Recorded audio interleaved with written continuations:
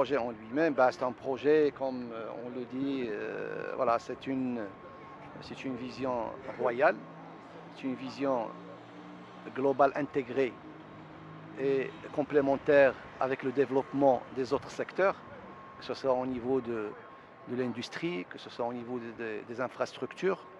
Et donc, il y a une cohérence d'ensemble, il y a une vision partagée, intégrée de l'ensemble des secteurs. Et comme vous le savez mieux que moi, que le développement des infrastructures, du transport de manière générale, est un préalable pour tout développement pour le reste des secteurs. Et donc, cette vision royale permet un aiguillage stratégique au niveau du secteur ferroviaire.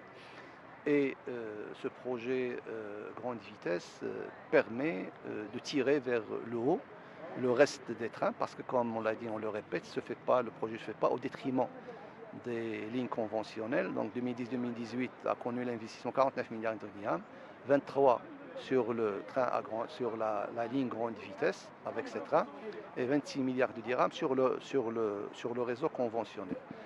Et donc, du coup, ces projets qui vont se mettre en service en même temps, que ce soit la grande vitesse, la ligne grande vitesse, que ce soit le triplement Kinitra-Casa, que ce soit le doublement complet de Casa-Marrakech, que ce soit les quatre grandes gares, font que ça permet d'avoir un effet réseau au niveau de l'ensemble du réseau d'un côté, et permet de concevoir un nouveau concept de voyage qui serait utilisé pour la grande vitesse et pour les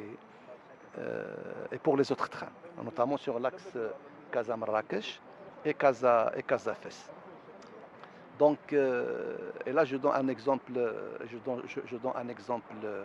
un exemple concret, c'est que on n'a pas, lorsqu'on parle de TGV, on parle uniquement de Tanger, Kinitra, Rabat, Casa. Or, des villes comme Meknès-Fès vont en bénéficier d'une manière assez notable et assez concrète. Le fait de faire le parcours Tanger-Kinitra en 50 minutes permet d'avoir des correspondances à Kinitra sur Meknès-Fès et qui vont faire passer le temps de parcours d'à peu près 6 heures aujourd'hui entre Tanger-Fès à 3 heures 10 minutes pour le Tanger-Fès et 2h38 pour le Tanger-Meknès. Et donc l'effet réseau est plus que... Voilà, donc voilà le cas concret de Meknès-Fès. Alors en termes de nombre de trains, ce qui est programmé, c'est 26 trains, 13 allées, 13 retours. Alors sur ces trains, il y a 9 trains qui vont faire le Tanger-Rabat-Casa, aller-retour. Il y a 7 trains qui seraient en correspondance à Kinitra pour Meknès-Fès, parce qu'il y a un potentiel important sur l'axe Tanger-Meknès-Fès qu'on traite dans ce cadre. D'accord. Là, c'est en termes de plan de transport. De quel plan de transport on démarre avec ce plan de transport? Parce qu'on démarre pendant une période de basse trafic. Inch'Allah, il y aurait une montée en charge qui se fera notamment à partir de l'été 2019, où on injectera d'autres trains pour faire face à la demande. On verra en fonction comment ça va évoluer, et en fonction de la demande, on adaptera le plan de transport pour pouvoir résorber. Et voilà, il y aurait normalement une montée en termes de nombre de trains progressive pour pouvoir satisfaire la demande. Le prix. Alors le prix, comme je vous ai expliqué, avant de parler prix, on parle de concept voyage. Le concept qui sera utilisé pour la grande vitesse sera aussi utilisé pour les axes porteurs, pour les trains de ligne Casa-Marrakech et Casa-Fès.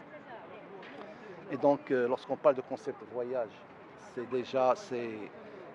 dès l'arrivée pour l'acquisition du ticket. Donc, on donne la possibilité, bien sûr, même on va encourager à ce que les gens puissent prendre leur ticket via Internet.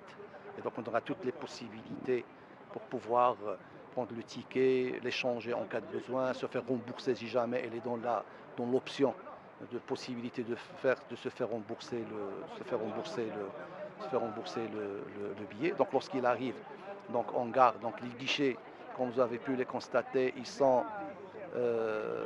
conçus de manière à avoir soit la vente express, quelqu'un qui sait exactement quel est le tarif, quel est qui sait exactement qu'est-ce qu'il va prendre comme ticket. Donc il y a le tarif, il y a les guichets vente express et il y a la vente conseil.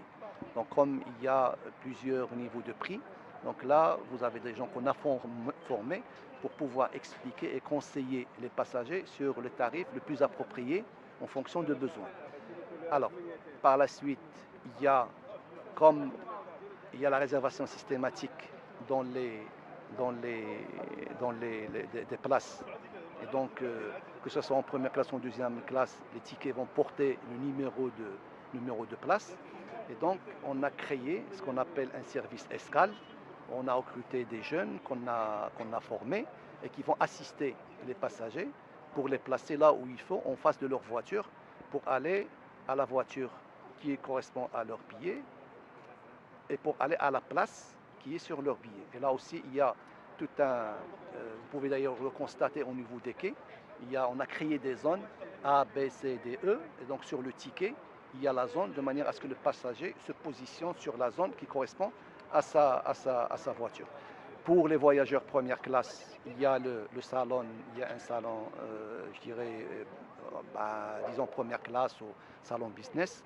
Le mobilier, que ce soit des guichets ou soit le salon, a été conçu par le designer marocain Hicham Hello. Je dirais, on arrive, voilà, donc il y a le business class, le salon, et pour le tarif, voilà, le prix dépend de la date train, c'est-à-dire voilà, la date et l'heure train, d'accord, et dépend du moment d'acquisition, d'achat de tickets, d'accord. Donc, si je veux commencer par simple, par ce qui est clair, net, pour attirer les familles, les jeunes, donc et encourager les familles qui ont des enfants à emprunter le Borak. Donc, moins de 4 ans, c'est la gratuité. Et bien sûr, voilà, donc le bébé, parce que moins de 4 ans, il ne prend pas de siège et la gratuité. De 4 ans à 15 ans, c'est un prix forfaitaire, quelle que soit la relation. Deuxième classe, 50 dirhams. Première classe, 90 dirhams. Les jeunes moins de 26 ans, une réduction de 15%. Pour les étudiants, pour les élèves et les étudiants, la réduction passe à 30%. Pour les seniors plus de 60 ans, c'est moins 15%. Alors là, en termes de... Maintenant, pour les tarifs, il y a trois niveaux de prix avec des options qui s'ajoutent. Donc, il y a ce qu'on appelle les trains hors pointe, les trains, disons, standards et les trains de pointe. Les trains standards, ça représente en nombre de trains journée 50 à 60% de trains. La pointe, ça présente entre 20 et 25, et l'hors pointe, ça présente aussi entre 20 et 25% de nombre de trains. Que les gens sont tenus à prendre leur ticket au moins la veille. Ils peuvent prendre 3 mois avant, mais jusqu'à la veille. S'il prend le billet le jour même, il y a 10% qui s'ajoutent. D'accord. Il y a aussi une option qui est, c'est-à-dire que le billet normal, ce qu'on appelle semi-flex, donc il peut échanger le billet s'il change la date de voyage 2 fois, et il est remboursé en partie. Si on paye comme les hommes d'affaires qui ne maîtrisent pas leur agenda, ils payent une option, ce qu'on appelle flex, et là, il a la possibilité d'échanger autant de fois et de se faire rembourser si jamais il annule son voyage. Pour donner un cas concret de ces 3 niveaux de tarifs pour la relation Tanger-Kénitra, donc Tanger-Rabat, Tanger-Rabat qui est aujourd'hui à 101 dirhams, Tanger-Rabat qui est aujourd'hui à 101 dirhams, train conventionnel avec 4 heures de temps de trajet. Donc, il est à 101 dirhams sur le train conventionnel. Donc, le niveau hors pointe est de 115 dirhams. D'accord. Le standard, c'est autour de 147 dirhams. Et la pointe à 172 dirhams. Et il y a un contingent de billets promotionnels, limité en nombre, et c'est-à-dire il faut prendre le ticket au moins une semaine à l'avance. Là, c'est en deuxième classe 79 dirhams pour Kinitra, 89 dirhams Tanger-Rabat et 99 dirhams Tanger-Casa. Bien sûr, avec conditions, non échangeable, non remboursable. Il faut prendre le ticket une semaine à l'avance et le nombre est limité.